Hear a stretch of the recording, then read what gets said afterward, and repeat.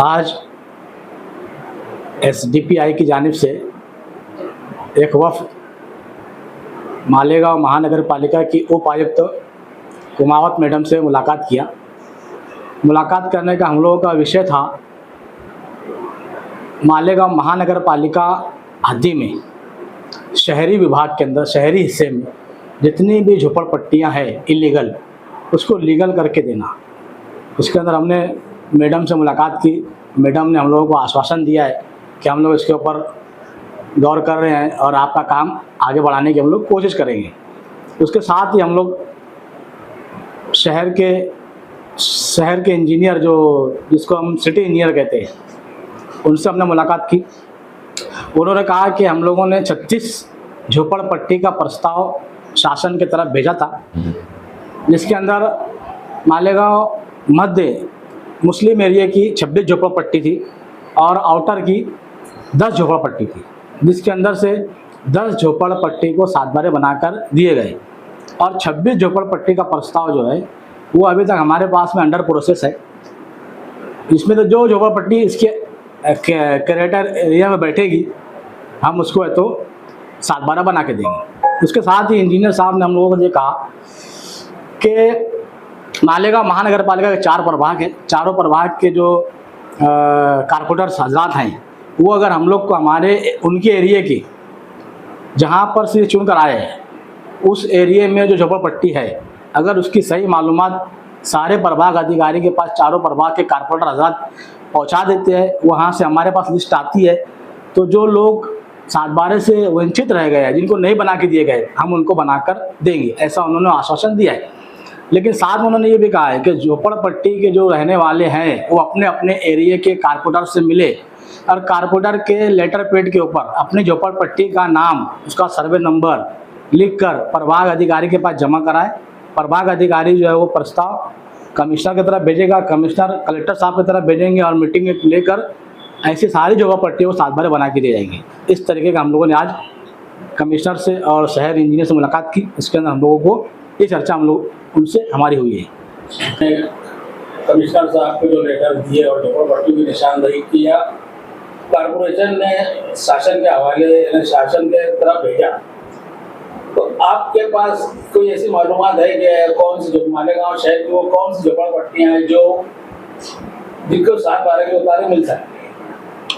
देखिए, हमने जब बात किया उनसे तो उन्होंने कहा कि शासन के नाम पर जो 7/12 उतारा है, महाराष्ट्र शासन के नाम पर, और मालेगांव महानगर पालिका के नाम पे जो 7/12 उतारे हैं, ऐसी झोपड़पट्टी को हम करके देंगे।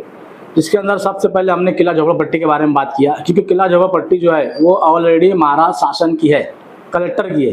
तो हमने उनसे कहा कि ये प्रस्ताव जब तुमने 10 झोपड़पट्टी को 7/12 दिया तो इस झोपड़पट्टी को क्यों छोड़ दिया? तो उनका कहना है कि हो सकता है हमसे गलती हो गई है, लेकिन अगर आप ये प्रस्ताव वहाँ के कारपोरेटर अगर ये प्रस्ताव हमारे पास जमा कराते हैं तो हम उसके ऊपर गौर करेंगे, उसका काम करके 7/12 बना के देने का काम हम करेंगे। इस तरह का आश्वासन उन्होंने दिया है। और बहुत ढेर सारी झोपड़पट्टी है, जैसे 36 झोपड़पट्टी का जो सर्वे हुआ था उसमें सिर्फ 10 को दिया, 26 झोपड़पट्टी जो मुस्लिम एरिया में ही है। लेकिन उन्होंने हमको ये कहा कि हम लिस्ट चेक कर रहे हैं, अभी हम आपको लिस्ट बता नहीं सकते। लेकिन उन्होंने एक चीज़ ये भी कहा कि जो कारपोरेटर्स हैं जहाँ से जो वार्ड से प्रभाग से चुन के आए हैं, वो कारपोरेटर अपने अपने एरिया की ऐसी झोपड़पट्टी जो इलीगल है, जिसके 7/12 उतारे नहीं है, अगर वो प्रभाग अधिकारी के पास रिपोर्ट देता है और वो हमारे पास आती है तो हम लोग करके देंगे। अब आवाम का काम है, जनता का काम है, झोपड़पट्टी में रहने वाले लोगों का काम है कि वो अपने झोपड़पट्टी, अपना घर किस तरीके से लीगल हो जाए। अपने एरिया के कारपोरेटर को पकड़कर उनसे मुलाकात करके और वो प्रस्ताव उनसे सबमिट करवाओ, क्योंकि सत्ता में वो है, आज काम करने वाले वही है। जहाँ काम करना है वहाँ नहीं कर रहे सत्ता में बैठे हुए लोग। 11,000 कॉलोनी का कल सर्वे किया, वहाँ गए, फोटोबाजी हुई, जबकि झोपड़पट्टी किला झोपड़पट्टी को वहाँ से हटाने के लिए उन्होंने रिपेयरिंग के नाम पे 11,000 कॉलोनी में बिल्डिंग रिपेयरिंग के नाम पे 2 करोड़ रुपए का बजट पास हुआ। तो अब जनता को तो मालूम नहीं है 2 करोड़ कहाँ लगे, कौन सी बिल्डिंग रिपेयर हुई, उसकी आज तक खबर नहीं है। ना किला झोपड़पट्टी शिफ्ट हुई, तो होने वाली भी नहीं है किला झोपड़पट्टी, लेकिन 2 करोड़ तो चले गए। अब जो 11,000 कॉलोनी सर्वे हो रहा है, 11,000 कॉलोनी में हम ये करेंगे वो करेंगे और उसके नाम पे फंड निकालेंगे। हम ये चाहते हैं, हमारी पार्टी ये चाहती है कि 11,000 कॉलोनी के लोगों के साथ मजाक ना करें। 11,000 कॉलोनी के जो लोग हैं उनके साथ जो वादे किए जा रहे हैं, उनकी जो तकलीफ़ है, उनके लिए जो मुश्किलात हैं, वहाँ रहने के लिए उनको पानी नहीं है, उनके गटर का मसला है, उनकी बिल्डिंग झड़ रही है, कभी भी स्लैब गिर सकते हैं, ऐसे काम करके दिए जाए, ना कि उनके नाम पे फंड निकाला जाए और फिर कौन ठेकेदार था, क्या था, कौन सियासी लीडर था, कोई पता नहीं, ना बिल्डिंग बनती है, बिल निकल जाते हैं, चेक निकल जाते हैं। ये बहुत गलत बात है। हम ये चाहते हैं, हमारी पार्टी ये चाहती है कि 11,000 कॉलोनी के लोगों के साथ में इंसाफ किया जाए। जैसे कि 11,000 कॉलोनी की हमारी मालूमात ऐसी है कि वो अभी कारपोरेशन के ताबे में नहीं है, ठेकेदार ने उसको हैंडओवर तो नहीं किया, उसके बाद वहाँ पर कारपोरेशन खर्चा करके ये क्या है? ये बहुत अच्छा सवाल किया तुमने। 11,000 कॉलोनी जो है वहाँ पर जो रहने वाले हैं वो महानगर पालिका के डीपी रोड से उठाकर वहाँ भेजे गए लोग हैं, इसलिए महानगर पालिका को उनके ऊपर खर्च करना चाहिए।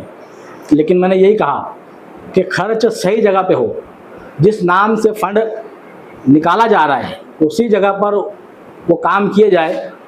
11,000 कॉलोनी के लोगों को उनकी जो मुश्किलात दूर हो, उनकी जो फैसिलिटी मिलना चाहिए फैसिलिटी उनको मिले।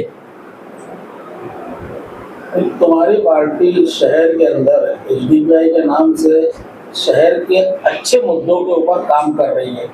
पिछले दिनों हमने आपकी एक वीडियो देखा जो कदवाई रोड के गार्डन पे आप एक ऑफिस, सरकारी ऑफिस की मांगनी कर रहे हैं, FDO ऑफिस की, वो काम कहाँ तक पहुँचा है? किदवाई रोड के ऊपर जो कलेक्टर साहब की जो ज़मीन है 2 एकड़ 15 गुंठे, उसके ऊपर हमने सरकारी ऑफिसेस, तहसीलदार ऑफिस, सिटी सर्वे ऑफिस और FDO ऑफिस, शहर तलाटी ऑफिस, इस तरीके की ऑफिस की मांगनी हमने कलेक्टर से और खासदार साहबा से किया था। वो प्रस्ताव कलेक्टर साहब ने हमको आश्वासन दिया है कि वो ज़मीन जो है हम वहाँ पर तुमको तहसील ऑफिस, जितनी भी सरकारी ऑफिसेस की ज़रूरत है शहर के लोगों के लिए उतनी हम मुहैया करा के देंगे, इस तरह का उन्होंने वादा किया है। और वो प्रस्ताव हमने सबमिट किया कलेक्टर ऑफिस में जाके, उसके ऊपर कार्रवाई चल रही है।